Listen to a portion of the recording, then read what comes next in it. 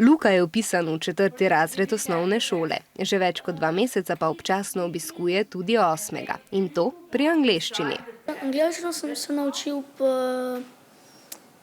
na televiziji, na računalniku pa na telefonu. Ko je prvič prišel, pa je začel se z učiteljico pogovarjati, smo bili skoraj vsi kar malo začudeni, kako to zna.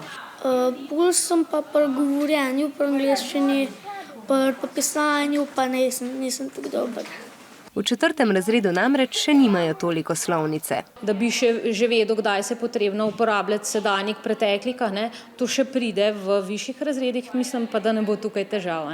V bistvu se mi zdi v redu, ker se lahko mi naučimo nekaj od njih in oni se lahko veliko naučijo od nas.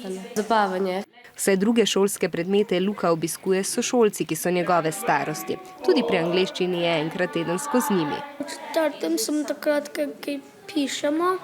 Pobudnik selitve pa je bil njegov učitelj. V razredu mu je bilo dolg čas občasno, tako da zdaj je že tako daleč, da se Luka celo sam dogovori z učiteljico in potem uskladiva tisti dan, ko on želi tudi priti v 8. razred. Nova ureditev, ki sicer zahteva precej usklajevanja, pa je všeč tudi Lukovim sošolcem. Ponosen sem, ker ful dobro zna angleščino. On skozi govori, ko neki učitelj vpraša in pri meni je to všeč, ker lahko tudi jaz pridem do besede. Luka pa ni edini na šoli, ki je občasno skočil v višji razred. Ena izmed prvošolk včasih sede v šolsko klop četrtošolcev, a tako ona kot Luka odmor preživita s svojimi vrstniki.